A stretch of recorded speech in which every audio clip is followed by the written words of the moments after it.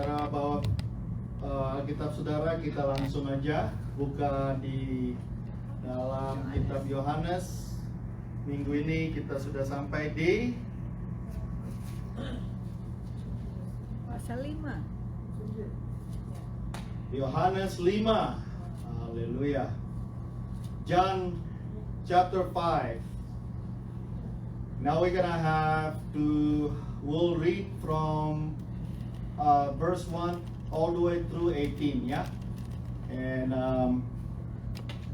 if you all got it, ya, kalau udah semua dapat, mari kita tundukkan kepala. Bapak, terima kasih Tuhan, sekali lagi kami bersyukur untuk kemurahan-Mu dalam hidup kami. Sebentar kami akan belajar akan firman-Mu, Tuhan, yang berbicara di tengah-tengah kami. Beracaralah Tuhan, Engkau Roh Kudus yang memberikan dan membukakan rahasia firman-Mu di tengah-tengah kami, Tuhan, menjadi hikmat marifat dalam hidup kami, bertumbuh dan berbuah-buah, dan kami dapat menjadi pelaku-pelaku firman-Mu. Terpujilah Engkau Bapa, di dalam nama Tuhan Yesus Kristus kami sudah berdoa. Haleluya. Amin. Ya. A man healed at the pool of Bethesda. Yeah. After this, there was a feast of the Jews, and Jesus went up to Jerusalem. Yeah. So when they're talking about the feast, most likely they were talking. The word is talking about the feast of Passover. Ya, pada waktu itu. Dan di sana dikatakan, now there is in Jerusalem, the sheep gate, a pool, which is called in Hebrew Bethesda, having 5 porches. Di Yerusalem dekat pintu gerbang domba, ada sebuah kolam yang dalam bahasa Ibrani disebut Bethesda. Ada 5 serambinya. Ya, jadi pintu gerbang domba itu, ya, ada 5 jalan untuk masuk ke sana. Ada 5 serambinya. Dan di serambi-serambi itu, in this lay a great multitude of sick people.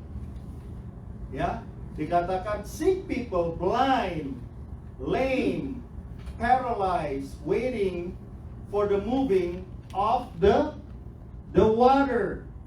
Dan di serambi-serambi itu berbaring sejumlah besar orang sakit, orang-orang buta, orang-orang timpang, dan orang-orang lumpuh yang menantikan goncangan air kolam itu. So we know on that day, it says here that there's a lot of people there, a great multitude, ya, sejumlah besar. Jadi nggak cuman sedikit atau beberapa, saudara, tapi dikatakan di sana banyak sekali, ya, banyak sekali, multitude sick people.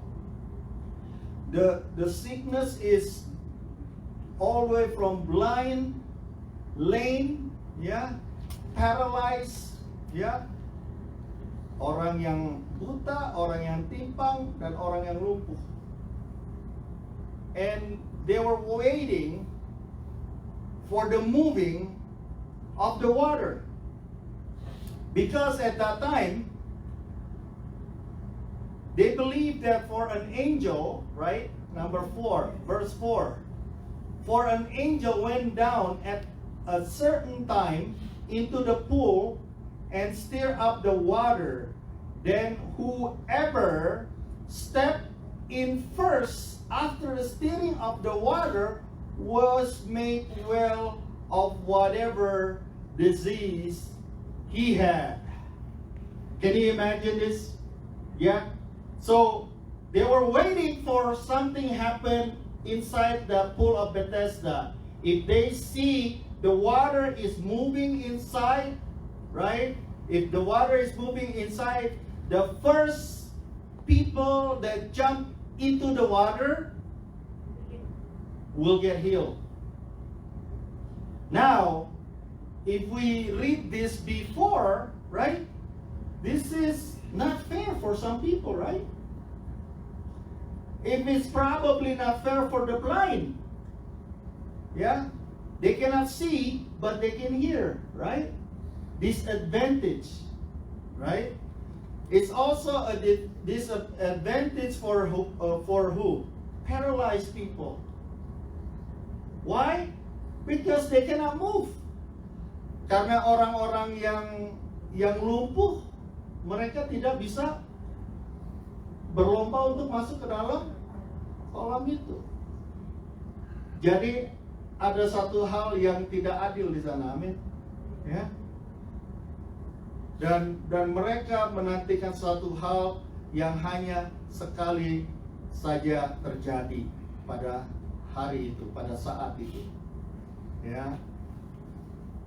So, and then verse 5, di situ ada seorang yang sudah 38 tahun lamanya sakit. Now, a certain man was there who had an infirmity 38 years. How many? 38. So it's not just sometimes, but a long time already. Ya, sudah berpuluh-puluh tahun dia sakit, saudara. Luar biasa. Ya, gak terlalu jelas di sana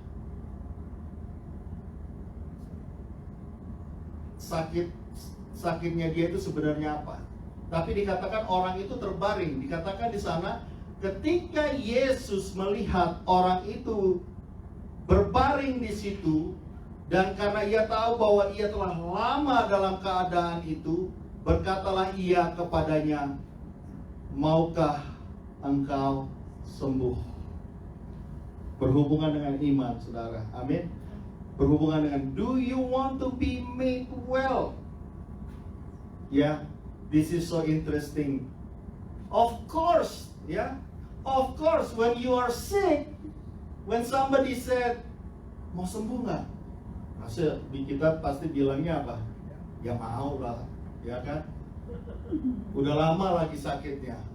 You want to be made well? No. Why? Right? And then at first, even on the first place, he was there because he was waiting for that miracle, right? He wanted to jump into the pool of Bethesda. But it's so interesting that even that everybody knows, and I know Jesus already know, right, about this. But he asked him, do you want to be made well? Yeah, seringkali, a lot of times, that's gonna be the first thing that Jesus also will ask people, ask us about this kind of situation. Ya, kamu mau sembuh nggak? Ya, kamu mau sembuh nggak? You gotta have to say and telling and letting that outside of you, coming out of you, from you. Amen. Dikatakan the sick man answered him, Sir, I have no man to put me into the pool when the water is stirred up. But while I'm coming, another step down before me. Apa dibilang? Kata jawab orang sakit itu, Tuhan, tidak ada orang yang menurunkan aku ke dalam kolam itu apabila airnya mulai goncang, dan sementara aku menuju kolam itu orang lain sudah turun mendahului aku. Haleluya. Tuhan tanya, lo mau sembuh nggak? Ya Tuhan, nggak ada yang bawa aku ke gereja itu. Nggak ada yang masukin aku ke kolam itu. Itu lagi ada KKR Benihin katanya kan. Misalnya gitu. Di Pepsi Center. Nggak ada yang bawa aku ke KKR Benihin. Ya kan? Aku mau sih sembuh, tapi nggak ada yang bawa aku.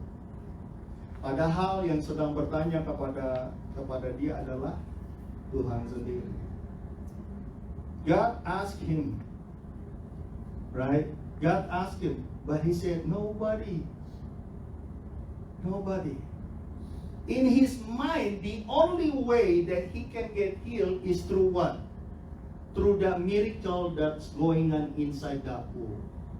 Di dalam pikirannya hanya ada satu cara dia bisa disembuhkan. Caranya apa? Kalau ada orang yang menggotong dia masuk ke dalam kolam itu. Seringkali di dalam hidup kita juga bisa terjadi akan hal-hal seperti ini. Kita diboxing in the way our mind works. This is the only way that I can get healed. This is the only way my life can get better. This is the only way, right? Kita sudah diberikan suatu pemikiran, sesuatu hal di dalam hidup kita. This is the way that I can get well. This is the way that I can get smart. Or whatever that you're going through right now. But the source of that healing, the source of that blessing is asking this man. Sumber daripada mukjizat itu sedang berdiri di hadapannya. Kata Yesus kepadanya, Jesus said to him, "Rise, take up your bed and walk." Bangunlah, angkatlah tilammu dan berjalanlah. There is three things that happen there. Yeah, there's three things that always happen in our life also when you want your life to change. Bagaimana caranya Tuhan mengubahkan kita, memberkati hidup kita. Right? The first thing that Jesus told him is to rise. That's a big step. Ya, dari mulai terbaring, not doing nothing, and all of a sudden Jesus said, "Wake up, get up, rise up." Amin. Ya, hidup kita juga harus begitu, saudara. Ya, how do you start over? How can you start over your life? You get up. And Jesus said, "Take up your bed and walk." Angkatlah tilammu dan berjalanlah. Tilam ataupun your bed, ya, menandakan ketidakmampuanmu, menandakan segala hal yang negatif di dalam hidupmu, pemikiran-pemikiran yang tidak baik, everything that hold you down, that make you always want to just lay down. I'm not worthy enough. I'm not smart enough. I don't know how to do it. That's the bed. Itu dia tilam itu, saudara. Yang selalu membuat saudara akhirnya menjadi apa? Tertidur. Ya. Tetapi Yesus katakan, angkatlah tilammu. Amin. Dengan kata lain, dikulung, saudara, dikulung. Pemikiran-pemikiran yang tidak baik, hal-hal yang negatif di dalam hidupmu, digulung, diikat, diambil, diangkat. Amin, saudara. Ya, jangan lagi kamu pakai hal-hal seperti itu. Don't use the negative thinking in your mind. After you get up, you have the new mind in Jesus. Amin. Ya, ada hal yang baru. Dan pada saat engkau melakukan kedua hal itu, engkau akan bisa berjalan seperti orang ini lakukan. To walk, right? And walk, and walk, and walk. And immediately the man was made well, took up his bed and walked, and that day was the Sabat. Tetapi hari itu hari Sabat. Right? Hari itu hari Sabat. What happened there? Karena itu orang-orang Yahudi berkata kepada orang yang baru sembuh itu, hari ini hari Sabat, tidak boleh engkau memikul tilammu, tak boleh melakukan hal-hal yang seperti itu. Ya. Carry your bed. He answered them, He who made me well said to me, take up your bed and walk. Angkatlah tilammu dan berjalanlah. They asked him, who is the man who said to you, take up your bed and walk? But the one who was healed did not know who it was, for Jesus had withdrawn, a multitude being in that place. Yesus telah menghilang ke tengah orang-orang banyak itu. Kemudian, afterward, Jesus found him in the temple and said to him, see, you have been made well, sin no more, lest a worse thing come upon you. Dikatakan engkau telah sembuh, jangan berbuat dosa lagi supaya padamu jangan terjadi yang lebih buruk. Bertemu dengan dia di dalam bait Allah. Luar biasa, saudara. Amin. Pada waktu Yesus pertama bertemu dengan dia, di mana dia? When the first time Jesus met this man, he was outside the temple because he was waiting for the miracle. Tetapi lihat, pada waktu Yesus sudah menjamah orang ini, Jesus never said, go inside the temple after you made well, okay? Tetapi saya percaya daripada hal ini, daripada firman yang baru saja kita baca, pada saat saudara dan saya ya sudah merasakan jamahan daripada Kristus, sudah merasakan mujizat daripada Tuhan, kita akan rindu datang ke rumah Bapa. Amin. We have the longing to come to worship. Kita rindu untuk datang kepada Tuhan. Amin. Ini yang terjadi kepada orang ini. Ya, nggak harus disuruh untuk datang ke temple. Ya, afterward Jesus found him in the temple and said to him, see, you have been made well, sin no more, lest a worse thing come upon you. Engkau telah sembuh, jangan berbuat dosa lagi supaya padamu jangan terjadi yang lebih buruk. Banyak hal terjemahan ya daripada ini, saudara, yang banyak menerjemahkan bahwa orang ini sakit karena dia melakukan suatu hal yang tidak baik sebelumnya. So this man, he was sick because of what? It was because of the sin. Yeah, because of the sin. We are like this man. Ya, kita seperti orang ini. Ya, orang yang penuh dosa, yang terbaring, yang tidak bisa melakukan apa-apa sebenarnya. But God made us well. Tuhan sudah menebus kita, menebus kita, membayar lunas semua dosa-dosa kita. Semua penyakit kita itu sudah disembuhkan. Amin, saudara. Penyakit apa itu? Penyakit dosa. Amin. The sickness that we call what? We call sin. This is what happened. And Jesus said, sin no more. Ya. Maksudnya apa, saudara? Pada saat kita Tuhan katakan sin no more. Do not be in your way of life looking or doing something that you will fall into sin. Amin. Ya. Di dalam hidup kita banyak situasi, kondisi yang seringkali kita lakukan yang kita nggak sengaja. Amin. Bisa terjadi nggak? Bisa terjadi, saudara. Bisa terjadi. Tetapi apa yang dikatakan Yesus di sini adalah sesuatu hal yang engkau lakukan di dalam pikiranmu. Ya, kau melakukan sesuatu yang tidak baik yang engkau sengaja. But Jesus said, sin no more. Amin. The man departed and told the Jews that it was Jesus who had made him well. Hallelujah. Orang itu keluar lalu menceritakan kepada orang-orang Yahudi bahwa Yesuslah yang telah menyembuhkan dia.